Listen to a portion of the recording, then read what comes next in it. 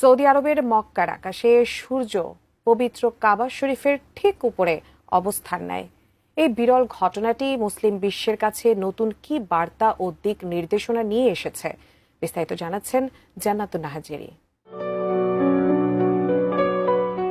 এক আশ্চর্য ও মহাজাগতিক ঘটনার সাক্ষী হল সৌদি আরবের মক্কা। 15 জুলাই মক্কার আকাশে পবিত্র কাবার ঠিক উপরে সরাসরি অবস্থান করছিল সূর্য, যার ফলে বিশ্বজুড়ে মুসলমানরা নির্ভুলতার সাথে কিবলা নামাজের দিক নির্ধারণ করতে সক্ষম হয়েছেন। সংবাদ মাধ্যম গালফ নিউজের এক প্রতিবেদন থেকে এ তথ্য জানা যায়। ঘটনার সময় সূর্য ঠিক পবিত্র কাবা শরীফের উপর অবস্থান করায় কাবা ও তার আশেপাশে ছায়া পুরোপুরি অদৃশ্য হয়ে যায়।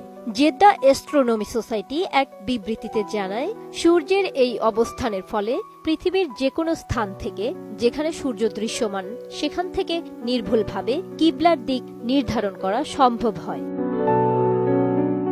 এই বিরল ঘটনাটি ঘটে যখন সূর্য কর্কট ক্রান্তি রেখা থেকে দক্ষিণে সরে এসে মক্কার অক্ষাংশ 21.4 ডিগ্রি উত্তরে অতিক্রম করে।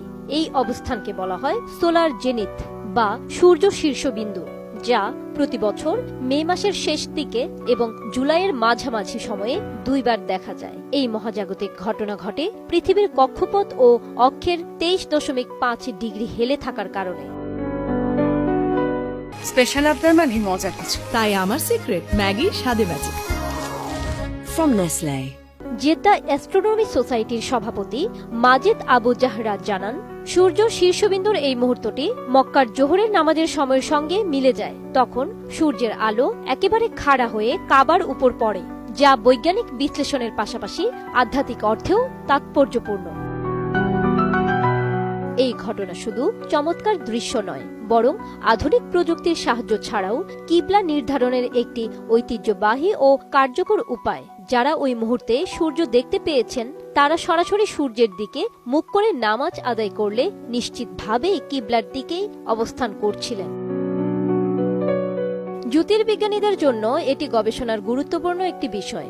সূর্য শীর্ষবিন্দুতে অবস্থান করলে তারা আলো কিভাবে বিভিন্ন কোণে প্রতিফলিত হয় এবং বায়ুমণ্ডল কিভাবে প্রভাব ফেলে তা নিরীক্ষণ করতে পারেন।